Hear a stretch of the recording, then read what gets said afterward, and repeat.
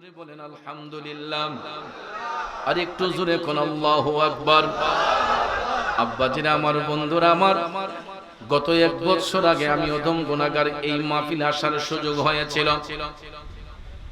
আপনাদেরকে কথা দিয়েছিলাম যদি আল্লাহ হায়াতে বাঁচায় রাখে, আমি গত বছর আলোচনাটা যেই জায়গায় স্টপ করে গিয়েছিলাম, জানি না আপনাদের অনেকের মনে আছে কিনা, 10 মুহররমে ইমাম হুসাইন কারবালার ময়দানে অবস্থান করেছিলেন। ওই জায়গার মধ্যে আলোচনা রেখে গিয়েছিলাম যে যদি আগামী বছর আসি এখান থেকে আলোচনা শেষের দিকে নেব। মনে আছে অনেকের? আব্বাজিনা আমার, যদি মনে থাকে আলহামদুলিল্লাহ, আর যদি মনে না থাকে একটু মনোযোগ দিয়ে শুনুন আব্বারে। গত বছর আমি শুহাদে কারবালার স্মরণে, এর আগের বছর শুহাদে কারবালার স্মরণে ধারাবাহিক আলোচনা করে আমি 10 মুহররমের মধ্যে আলোচনা স্টপ করেছিলাম।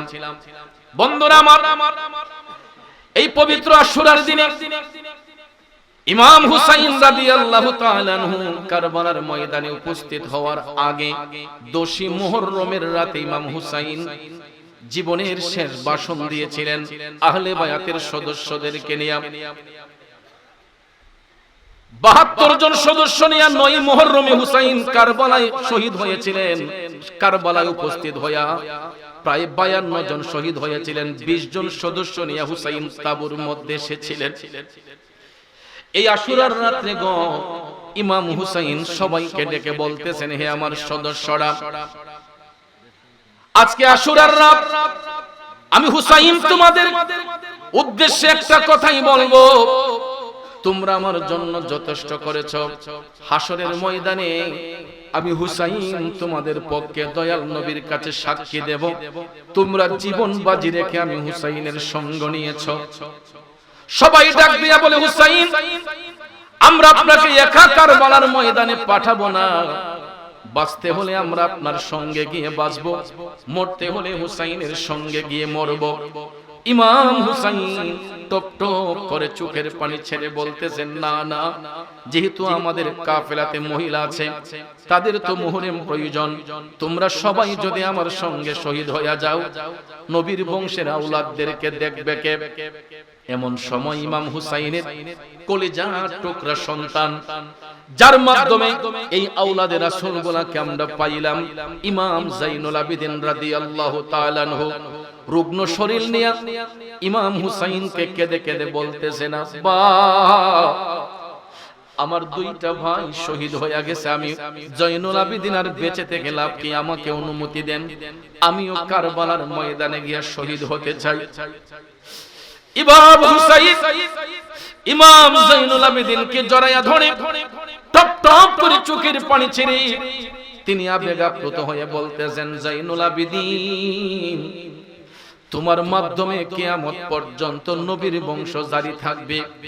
আমি কেমনে তোমার কারবালার ময়দানে পাঠাই? কারণ এজিদ বাহিনীরা তোমাকে রেহাই দিবে না। তার চেয়ে বরং আমি তোমার জন্য দোয়া করে যাচ্ছি, তোমার মাধ্যমে কিয়ামত পর্যন্ত নবীর বংশ জারি থাকবে। এই বলে সন্তানকে সান্ত্বনা দিয়া কলিজার টুকরা বোন যায়নাব রাদিয়াল্লাহু তাআলা আনহাকে ডাক দিয়া হুসাইন বললেন, বোন যায়নাব, আমার যাইনুল আবেদিন, আমার কন্যা সকিনাকে তোমার কাছে আমানতে রাখলাম। হুসাইন এই আশুরার রাতে আবেগ আপ্লুত হয়ে বক্তব্য দেয়া সবার মধ্যে একটা পেরেশান ভাব। আব্বাজিরা আমার, 10 মুহররমের দিনে সকালে আকাশের মধ্যে সূর্য উঠে না, আকাশটা কালো মেঘে ঢাকা, পুরাটা আকাশ মেঘাচ্ছন্ন, সূর্য উঠে না। হুসাইনের দুঃখের দরদি হইয়া আকাশটা পর্যন্ত কান্নায় আবেগ আপ্লুত হয়ে আছে রে। 10 মুহররম আশুরার দিনে, ওই দিনটা ছিল পবিত্র জুমার দিন। কিসের দিন? ওই দিনটা ছিল পবিত্র জুমার দিন। আব্বা, ইমাম হুসাইন জুমার নামাজের পূর্বে সুলতান বেশে নানাজান রাহমাতাল লিল আলামিনের পাগড়ি মোবারক মাথায় দিয়া হযরতে হামজা রাদিয়াল্লাহু তাআলা আনহুর ঢাল মোবারক হাতে নিলেন। শের খুদা মওলাই আলী জুলফিকার তরবারিটা হাতের মধ্যে নিয়ে ইমাম হুসাইন তাবুর ভিতর থেকে বের হইয়া দুলদুল গোলার সামনে যখন গেছে গো, তাবুর ভিতর থেকে কলিজার টুকরা বোন যায়নাব দেখতেছেন হুসাইনের এক হাতে ঢাল আরেক হাতে তরবারি, গোরার লাগামে ধরে কেমনে গোরার পিঠে উঠবে ইমাম হুসাইন। এমন সময় তাবুর ভিতর থেকে যায়নাব রাদিয়াল্লাহু তাআলা আনহা একটা দৌড় দিয়ে ইমাম হুসাইনের কাছে গিয়া বললেন, ভাইজান, এই জীবনের প্রথম আমি আপনার মজলুম বোন, আপনার অনুমতি ছাড়া তাবুর ভিতর থেকে বের হলাম। আমি এই কারণে বের হয়েছি ভাইজান, আমি ইতিপূর্বে দেখেছি যত হুসাইনি কাফেলার সৈনিকরা কারবালার ময়দানে গিয়েছে, আপনি হুসাইন ঘোড়ার লাগামে দইরা সবাইকে ঘোড়ার পিঠে উঠাইছেন, আর আজকে নবীজির নাতি ইমাম হুসাইন কারবালার ময়দানে যাবে, ঘোড়ার লাগামটা ধরবে কে? এই জন্য আমি যাই না, ঘোড়ার লাগামে ধরার জন্য ঘর থেকে আপনার অনুমতি ছাড়াই বের হয়েছে। ভাইজান ক্ষমা করবেন, আমি ঘোড়ার লাগামে ধরছি, আপনি ঘোড়ার পিঠে আরোহণ করুন। বন্ধুরা আমার, বাবাজিরা, ইমাম হুসাইন যায়নাব রাদিয়াল্লাহু তাআলা আনহার এই বক্তব্য শোনার পরে উনার ঈমানি জজবাটা আরো বেড়ে গিয়া বলতেছে, বোন যায়নাব, তুমি আমার সন্তানগুলোকে দেখে রেখো, আমার শহর বানুকে তোমার কাছে আমানতে রাখলাম। এই বলে ইমাম হুসাইন ঘোড়ার মধ্যে আরোহণ করলেন, দুলদুল ঘোড়ার মধ্যে বৈশা এই পবিত্র আশুরার দিনে, জুমার দিনে ইমাম হুসাইন যখন একা একা কারবালার ময়দানে গেলেন, বন্ধুরে, ইমাম হুসাইন কারবালার ময়দানে গিয়া যখন উপস্থিত হইলেন, তিনি লক্ষ্য করে দেখতেছেন তাকে ঘিরে চতুর্দিকে এজিদ বাহিনীরা তীর ধনুক হাতের মধ্যে নিয়ে দাঁড়িয়ে আছে। ওই এজিদ বাহিনীরা হিন্দু নয়, বৌদ্ধ নয়, খ্রিস্টান নয় রে বাজার, এরা মুখের মধ্যে দাড়ি ছিল, মাথায় টুপি ছিল, এদের পরনে জুব্বা ছিল, কুর্তা ছিল, এদের মধ্যে আলেম ছিল, হাফেজ ছিল, কারি ছিল, তা সত্ত্বেও একটা জিনিস তাদের মধ্যে ছিল না, ওই জিনিসটার নাম হইল ঈমান। নাম কি? জোরে কোন নাম কি?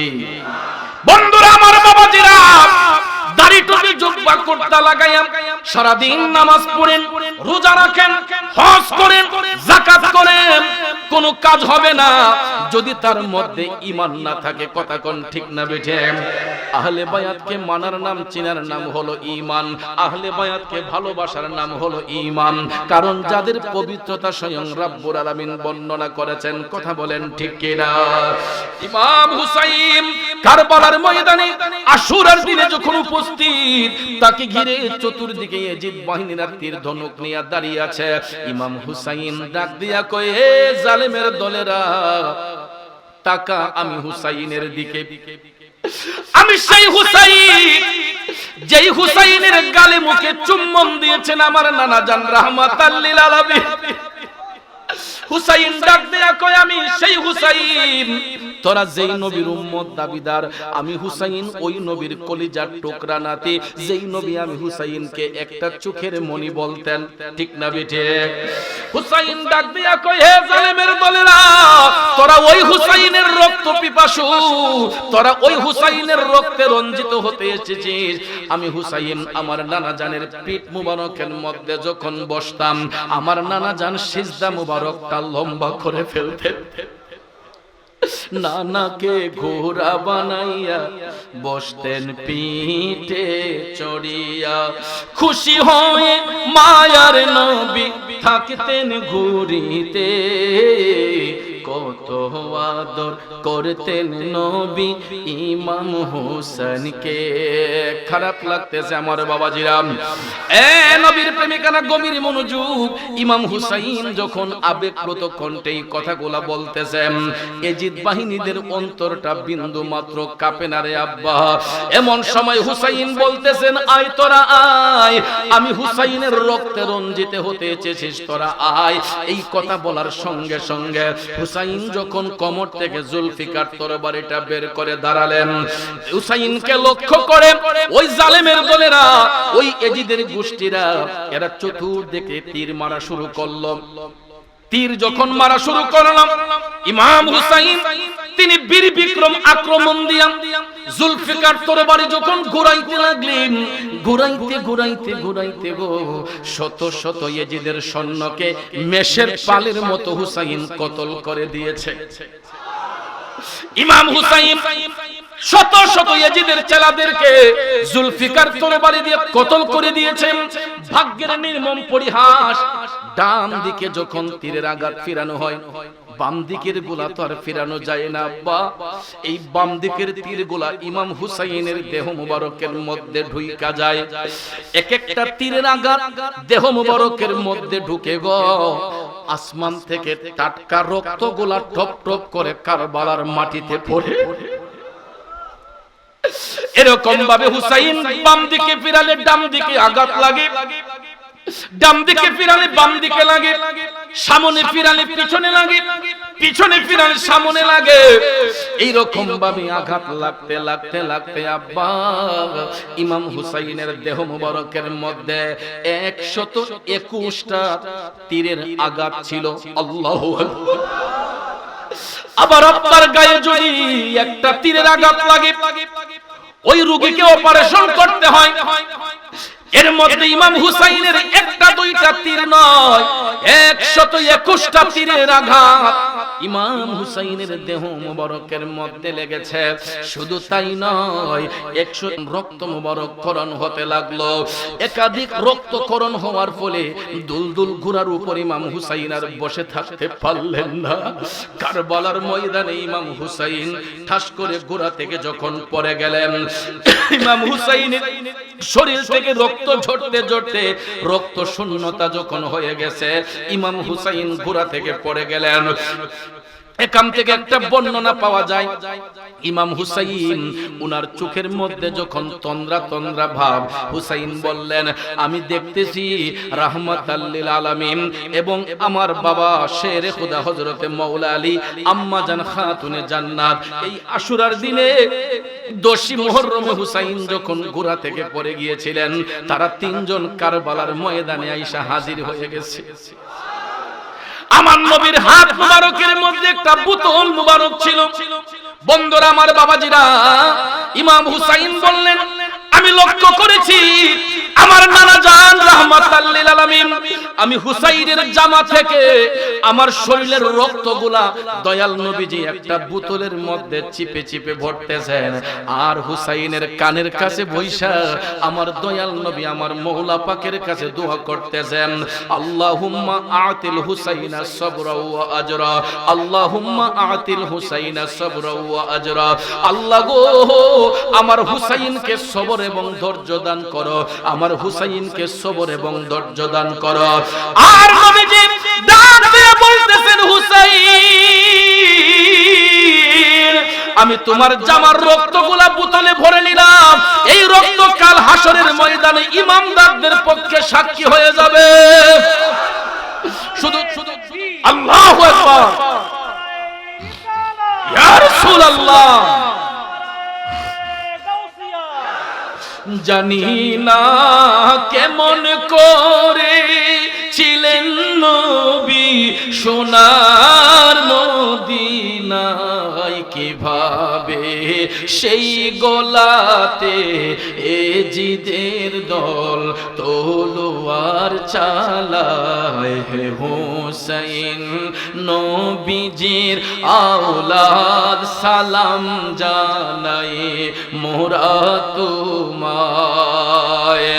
এ বন্ধুরা আমার, বাবাজিরা, হুসাইন দেখতেছেন শেরে খুদা মাওলা আলী খাতুনে জান্নাত ডাক দিয়া বলতেছে, হুসাইন, হে কলিজার টুকরা হুসাইন, তুমি চিন্তা করো না, আমরা তোমাকে নিতে এসেছে।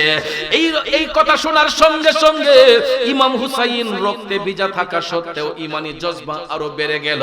ভাইয়ার আমার, 121টা তীরের আঘাত নিয়ে হুসাইন যখন কারবালার ময়দানে পড়ে গেলেন, এমন সময় ইসলামের চিরশত্রু পাপিষ্ঠ সীমা ইমাম হুসাইনের বুক মুবারকের মধ্যে আইসা চেপে বসছে। জোরে কি নাউজুবিল্লাহ বলবেন না? হুসাইন ডাক দিয়া কয়, হে পাপিষ্ঠ সীমা, আজ থেকে 50 বছর আগে আমার নানা জান রাহমাতাল লিল আলামিন ঠিকই বলেছিলেন যে কারবালার ময়দানে আমার হুসাইনের বুকের মধ্যে একটা হিংস্র জানোয়ার বসবে। হুসাইন ডাক দিয়া কয়, তাইলে এই হিংস্র জানোয়ার তুই পাপিষ্ঠ সীমার। এই কথাটা বলতে না বলতেই এমন সময় দেখা যায় জোহরের আজানের ধ্বনি শোনা যায়, জুমার আজান হচ্ছে। আল্লাহু আকবার, আল্লাহু আকবার। আজানের ধ্বনি শোনার সঙ্গে সঙ্গে হুসাইন ডাক দিয়া কয়, হে পাপিষ্ঠের দলেরা, যোহরের আজান পড়তেছি, আমাকে একটু নামাজটা পড়ার সুযোগ দে। আল্লাহু আকবার কর। দেখেন চিন্তা করে হুসাইন মৃত্যুর সঙ্গে পাঞ্জা লড়তেছেন, 121টা তীরের আঘাত শরীর মোবারকে। হুসাইন বলতেছেন, পাপিষ্ঠের দলেরা, আমাকে একটু যোহরের নামাজটা পড়ার সুযোগ দে। এই পাপিষ্ঠ সীমার হাওলা বিন ইয়াজিদ এবং ইবনে জিয়াদ ডাক দেয়া কয়, হুসাইন তুমি নামাজ পড়বা কি? তোমার কেল্লা আলাদা করে আমরা যাইয়া জুমার নামাজ পড়ব। জোরে কোন নাউজুবিল্লাহ। তাইলে নামাজির মধ্যে পার্থক্য আসেনি? হুসাইনও নামাজি, ইয়াজিদের গোষ্ঠীরাও নামাজি, তাইলে দুই নামাজির মধ্যে পার্থক্য আসেনি? পার্থক্যটা হলো ইমাম হুসাইন নামাজ আদায় করতেন আল্লাহর রাসূলকে খুশি করার জন্য, আর ইয়াজিদের গোষ্ঠীরা নামাজ পড়ে এরা ইয়াজিদকে খুশি করার জন্য। কথা কোন ঠিক কিনা? এই জন্য সিলেটের একজন কবি বলছেন, ও নামাজ পড়ো রে গহীনে ডুবিয়া নামাজ পড়ো, পঞ্চ আত্মা মুক্তা দিয়া জ্ঞানী মান সাজাইও রে গহীনে ডুবিয়া নামাজ পড়ো। কথা বলেন ঠিক না বেঠে? আব্বাজিরা আমার, বন্ধুরা আমার, নামাজ শুধু পড়লেই হবে না, যদি নামাজটা নামাজের মতো না হয়। কথা কোন ঠিক কিনা? বর্তমানও দেখবেন আমাদের দেশের মধ্যে এখনো কিছু নামাজি আছে, নামাজ পড়তে পড়তে কপালে দাগ পড়ে গেছে আব্বা, কিন্তু ওই খন্নাসের দলেরা দেখবেন ইয়াজিদের প্রশংসা করে। আছে না নাই? ইয়াজিদ মুনাফিক, ইয়াজিদ ফাসিক, ইয়াজিদ কাফের। কথা কোন ঠিক কিনা? যারা ইয়াজিদের পক্ষে কথা বলে এরাও ফাসিক, এরাও বেঈমান, এরাও মুনাফিক। কথা কোন ঠিক কিনা? এই জন্য বাবাজিরা আমার, বন্ধুরা আমার, ইমাম হুসাইন কারবালার ময়দানে আশুরার দিনে 10 মুহররম হুসাইন নামাজ পড়ার একটু সুযোগ চেয়েছিলেন, আমাকে নামাজ পড়ার সুযোগ দে। পাপিষ্ঠের দলেরা কয়, না হুসাইন, তোমার দেহ থেকে কেল্লা আলাদা করে আমরা নামাজ আদায় করব। এই বলিয়া পাপিষ্ঠ সীমার হুসাইনের গলা মুবারকের মধ্যে তরবারিটা ধরে রাখছে রে। হুসাইন ডাক দিয়া কয়, হে পাপিষ্ঠ সীমার, তুই যতই টানাটানি করস কোনো কাজ হবে না। তুই যেখানে ছুরি চালাইতেছ কিয়ামত পর্যন্ত এখানে ছুরি দিয়া টান দিলে আমার দেহ থেকে কেল্লা আলাদা হবে না, কারণ তুই যেখানের মধ্যে ছুরিটা ধরলে এই জায়গার মধ্যে চুম্বন দিয়েছেন আমার নানা জান রাহমাতাল লিল আলামিন। আল্লাহু আকবার, ইয়া রাসূলুল্লাহ ওয়াল জামাত মুবারক। কারবালার করুণ কাহিনী কেমনে ভোলা যায়, কারবালার করুণ কাহিনী কেমনে ভোলা যায়। নবীর আওলাদ শহীদ করলো, নবীর আওলাদ শহীদ করলো দুষ্ট ইয়াজিদায়। কারবালার করুণ কাহিনী কেমনে ভোলা। তরিকতপন্থী আমার বাবাজিরা, আমার সম্মানিত যুবক ভাইরা, ইমাম হুসাইন ডাক দিয়া বললেন, 1000টা টান দিলেও এখানে ছুরি কোনো কাজ করবে না, কারণ এই জায়গার মধ্যে চুম্বন দিয়েছেন আমার নানা জান রাহমাতাল লিল আলামিন। এটা বলার সঙ্গে সঙ্গে এই পাপিষ্ঠ সীমার ইবনে জিয়াদ ইমাম হুসাইনকে তরবারি দিয়ে আঘাত করতে লাগলো। আব্বারে কিতাব প্রমাণ করেছে 40টা তরবারির আঘাত ছিল ইমাম হুসাইনের দেহ মোবারকের মধ্যে, 34টা বল্লমের ঘাই ছিল ইমাম হুসাইনের দেহ মোবারকের। আমরা কেমন মুসলমান, ওই হুসাইনের জন্য একটু কি চোখের পানি দেওয়া যায় না? এ বন্ধু, ইসলাম রক্ষার জন্য, রিসালাতকে প্রতিষ্ঠা করার জন্য ইমাম হুসাইনের শরীর মোবারকে 121টা তীরের আঘাত, 34টা বল্লমের আঘাত, 40টা তরবারির আঘাত। শুধু তাই নয়, ইমাম হুসাইন যখন দেখলেন আঘাতে দেহটা জর্জরিত হয়ে গেছে, তিনি একটু করোট দিয়ে উপর হইয়া নাক কপালটা জমিনের মধ্যে যখন লাগাইলেন মওলাকে সিজদা করার জন্য, এমন সময় পাপিষ্ঠ সীমার হাওলা বিন ইয়াজিদ ইবনে জিয়াদ তারা তিনজনে ইমাম হুসাইনের পিঠ মোবারকে পাড়া দিয়া, দুইটা হাতের মধ্যে পাড়া দিয়া, হাতের মধ্যে তরবারি লইয়া এমন একটা সেদ মারছে রে আল্লাহ! কারবালার ময়দানে 10ই মুহররম আশুরার দিনে ইমাম হুসাইনের দেহ মুবারক থেকে কেল্লা মুবারকটা আলাদা হইয়া গেছে। জানি না কেমন করে ছিলেন নবী সোনার মদিনায়, কিভাবে এ জিদের দৌড় হুসাইনের গলায় তলোয়ার চালাই। হে হুসাইন নবীজির সালাম জানাই মোরা তোমার।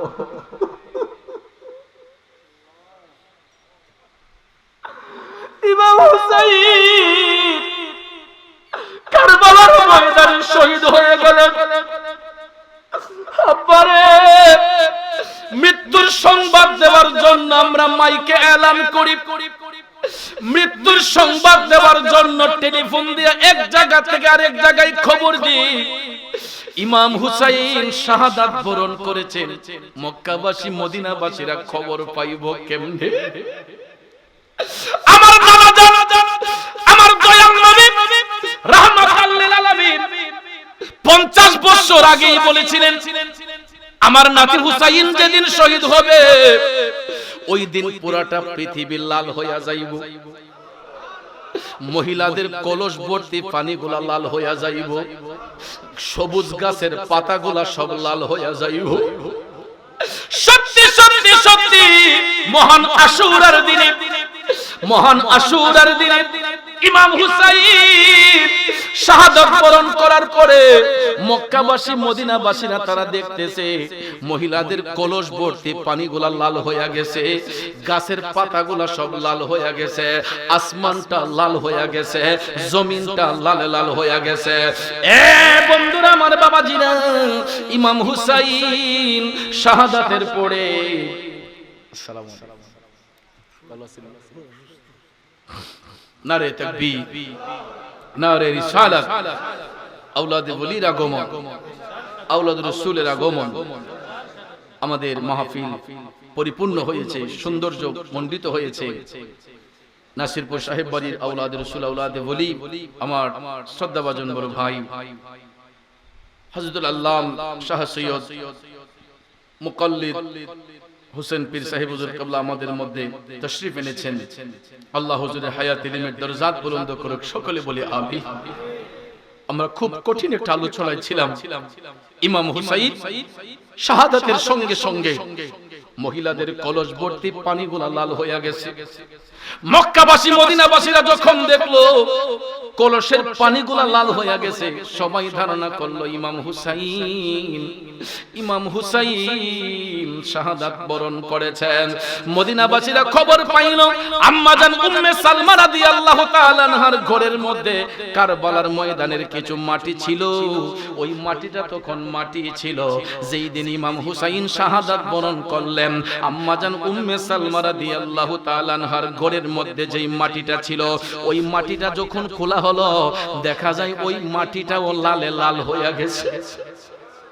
ইমাম হুসাইন শাহাদাতের সঙ্গে সঙ্গে আকাশ কেঁদেছে, বাতাস কেঁদেছে, জমিন কেঁদেছে, গাছ বৃক্ষ তরুলতা কেঁদেছে, পশু পাখি কেঁদেছে, কিন্তু জালেম এজিদের চেলাদের অন্তরটা নরম হয় নাই, এদের চোখের মধ্যে কোনো পানি আসে নাই। বরঞ্চ ইমাম হুসাইন শাহাদাত বরণ করার সঙ্গে সঙ্গে দুলদুল ঘোড়া যখন তার পাও দিয়ে অ্যাটাক করতে গেল, 17টা তীরের আঘাত, 17টা তীরের আঘাত ছিল দুলদুল ঘোড়ার বডির মধ্যে।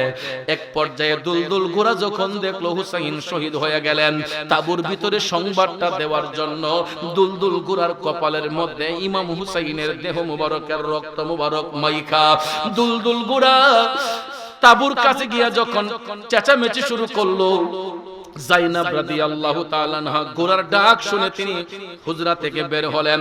তাঁবুর ভিতর থেকে বের হইয়া দেখতেছেন ঘোড়ার পিঠটা খালি, ইমাম হুসাইন ঘোড়ার পিঠে নাই।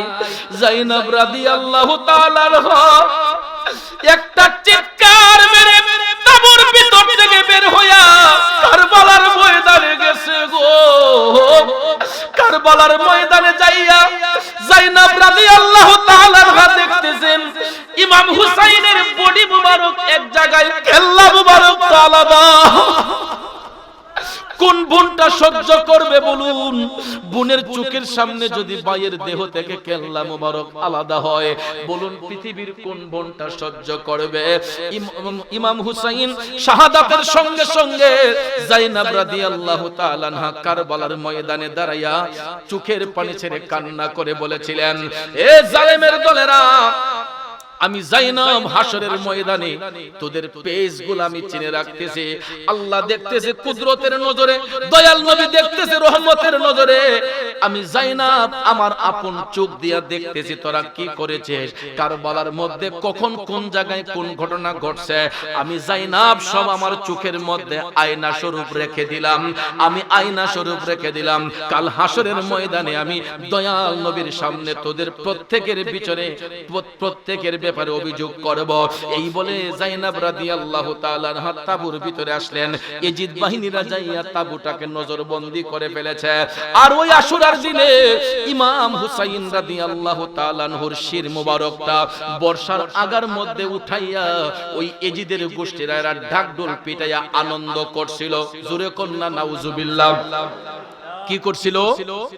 আনন্দ উদযাপন করছিল আশুরার দিনে ইমাম হুসাইনের শির মুবারক। তখন দেখতেছে বডি নাই, শির মুবারক। তখন ভাইয়ের আমার ওই খ্রিস্টান পাদ্রী ভাবলো, তাইলে ইমাম হুসাইন নবীর বংশের আওলাদ, এই জন্য তার দুঃখে দরদি হয়ে আমার দেয়াল কান্না করেছে।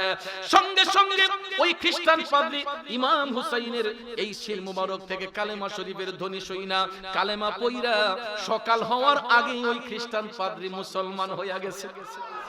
ঘোষণাকার আল্লাহ বলেন, যারা আমি আল্লাহর পথে শহীদ হয়ে যায়, যারা আমি আল্লাহর পথে কুরবান হয়ে যায়, এ জগৎবাসীরা তোমরা তাদেরকে মৃত বলিও না, বাল আহইয়াউ ওয়ালাকিন লা তাশউরুন, বরং এরা জীবিত, তোমরা তাদের সম্পর্কে জানো না। এখন আপনারা বলুন, হুসাইন মরা না জিন্দা? জোরে কোন মরা না জিন্দা?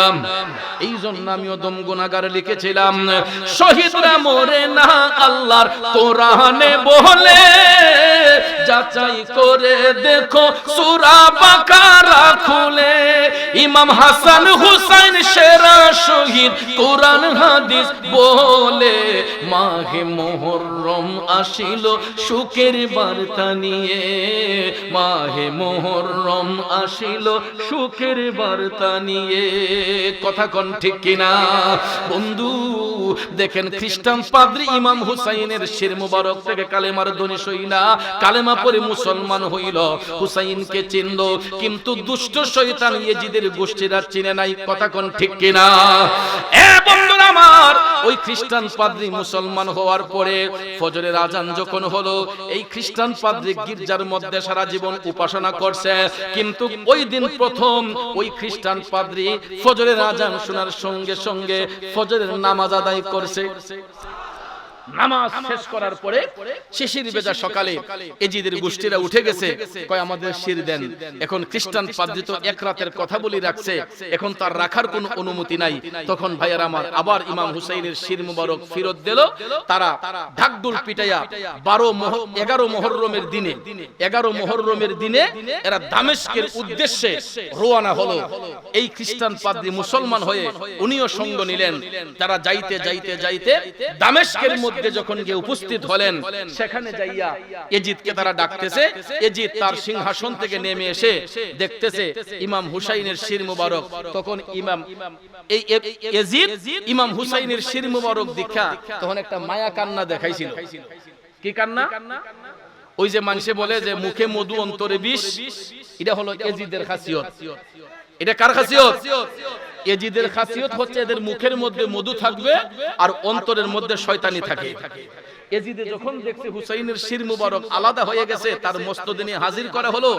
এমনিতে তো সে খুশি হই, দেখার পরে কয় আয় হায় এটা কি করলো রে, আমি তো হুসাইনের শির আলাদা করার অনুমতি দেই নাই। নাউজুবিল্লাহ কোন, আমি তো হুসাইনের শির আলাদা করার কথা বলি নাই।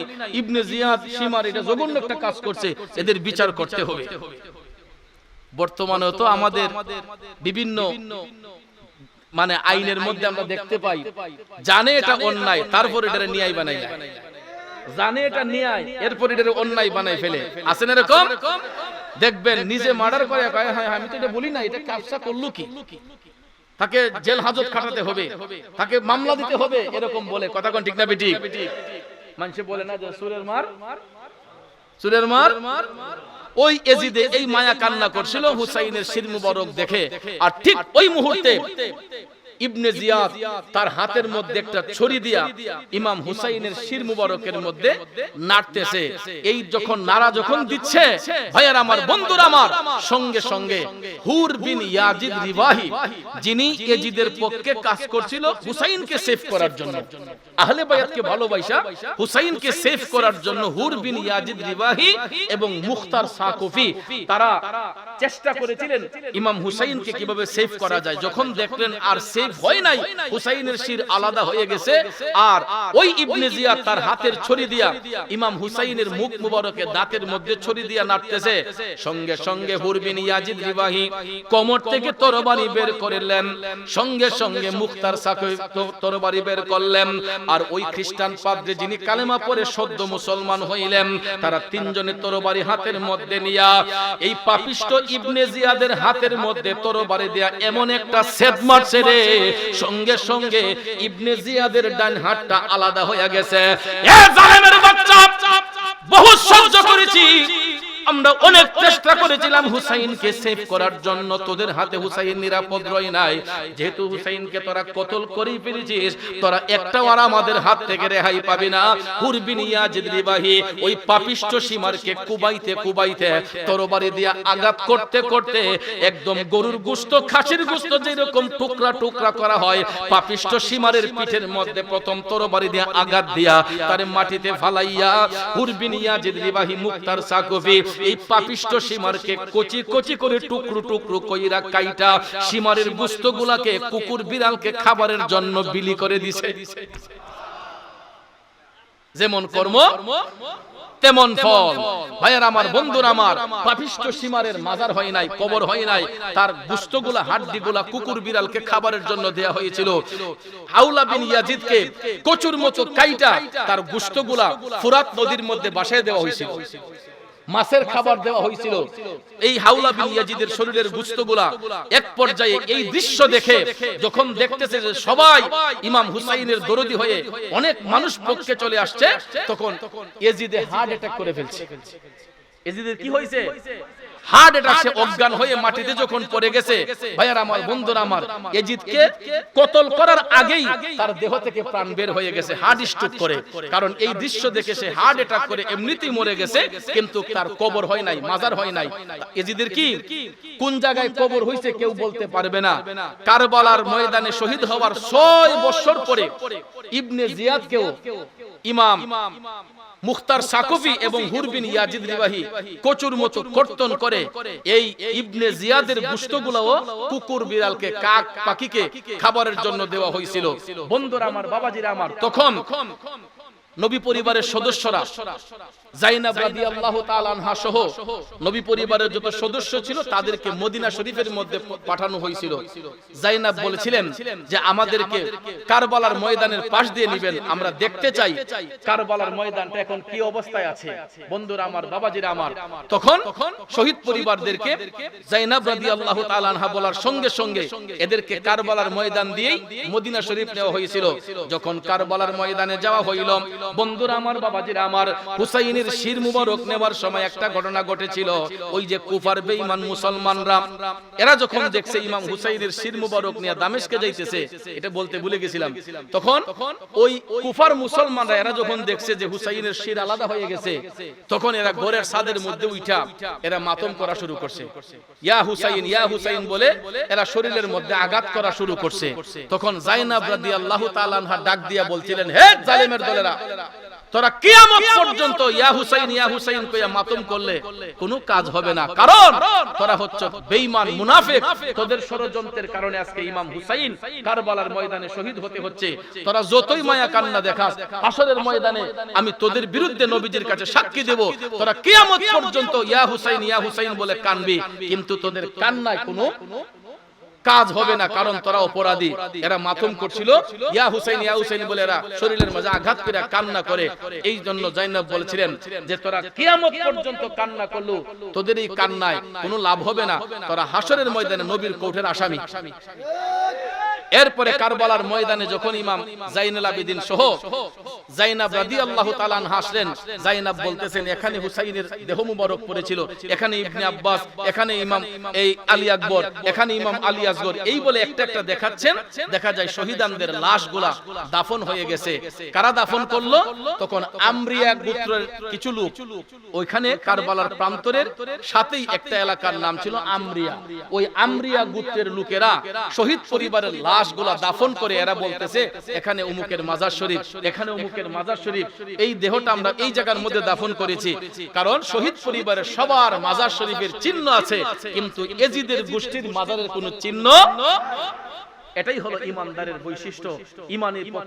ইমানের পক্ষে যারা জীবন অতিবাহিত করে, ভাইয়ের আমার, বন্ধুরা আমার, এরা আল্লাহর আমানতে চলে যায়, এরা আল্লাহর বন্ধু হয়ে যায়। তাহলে বলুন, আমরা আল্লাহর বন্ধু হতে চাই কি চাই না? আজও পর্যন্ত আল্লাহর ওলিগণের পর্দা হলে তাদের মাজার হয়, রওজা হয়, কিন্তু কোন বেঈমান মুনাফিক যত বড় আলেম হোক, মারা যাবার পরে দেখবেন সাধারণ কবরে দাফন করা হয়। আর আল্লাহর ওলিরা যারা হক পথে জীবন দেয়, তারা ওফাতের পরে তাদের মাজার হয়। কথা কোন ঠিক না বেঠিক? কারণ তারা মুমিন, তারা আল্লাহর বন্ধু। আজকে আমরা যেই দরবারে এসেছি, নাসিরপুর সাহেব বাড়ি, এটা আওলাদে রাসূলের দরবার। কার দরবার? এটা সৈয়দ বংশের, আওলাদে রাসূলের, নবীর বংশের উত্তরসূরিরা এই দরবারের মধ্যে চলাচল করতেছেন। এদেরকে ভালোবাসবেন, তাদের সান্নিধ্যে আসবেন, তরিকতের সুধা পান করার জন্য আল্লাহর ওলিদের সহবতে আসবেন। আমার বাবাজি পীরজাদা সৈয়দ শাহ আসরারুল আজম নওশাদ সাহেব এই মাহফিলটা তিনি পরিচালনা করতেছেন। ওনার আওলাদে রাসূল, পীরে তরিকত, রাহনুমায়ে শরীয়ত মাওলানা মুর্শিদনা শাহ সুফি সৈয়দ সিরাজুল আওতাদ রাহমাতুল্লাহ আলাইহির আজকে ওনার পবিত্র উরুস শরীফ, 22তম উরুস শরীফে আল্লাহর ওলির রুহানি ফায়েজ হাসিলের জন্য আমরা এসেছি। কথা কোন ঠিক না বেঠিক? আল্লাহর ওলির রুহানি ফায়েজ হাসিলের জন্য আমরা এখানে এসেছি। এটা হলো আশিকদের একটা মিলন মেলা। কথা কোন ঠিক না বেঠিক? উরুস মানে কি? তাআরুস থেকে উরুস, অর্থাৎ আল্লাহর ওলিদের রুহানি ফায়েজ হাসিলের জন্য যে অনুষ্ঠান করা হয়, এটারে বলা হয় উরুস। কি বলা হয়? অর্থাৎ আশিকদের মিলন মেলা। এখানে আমরা আসছি আল্লাহর ওলিদের রুহানি ফায়েজ হাসিলের জন্য, নাকি ঘুমাইবার জন্য? আল্লাহর ওলিদের রুহানি ফায়েজ হাসিলের জন্য আমরা এসেছি। এই জন্য বাবাজিরা আমার, আমি গত বছর বলেছিলাম যে 10 মুহররমের পর থেকে আলোচনাটা শেষ করব। আপনাদেরকে এতটুকু পর্যন্ত জানানোর আমি জানাতে পেরেছি, সক্ষম হয়েছি। হয়েছে, যদি আল্লাহ হায়াতে বাঁচায় রাখে, আগামী বছর যদি আবার রিজিক থাকে, হায়াত থাকে, আরেকটা বিষয়ের উপর আপনাদেরকে কিছু বক্তব্য শোনাবো, যেহেতু আপনারা অনেক রাত পর্যন্ত বসে আছেন। জি জি জি, এটাই বলতেছি, আগামী বছর যদি হায়াতে বাইসে থাকি ইনশাআল্লাহ আরো কিছু আলোচনা আপনাদের সামনে উপস্থাপন করব। আল্লাহ যেন সেই তৌফিক দান করেন, আমরা সবাই বলি আমিন। সবাই নবীজিকে সালাম দিয়ে আরেকটা জিকির হবে। কারি মাসুক ভাই কি আছেন? কারি মাসুকুর রহমান রামপুরি সাহেব, আপনি যদি থাকেন আপনি আবার স্টেজে আসবেন, আমরা একটা সুন্দর জিকির করব। তো যাক, আসুন আমরা নবীকে সালাম দেই। ইয়া নবী সালাম,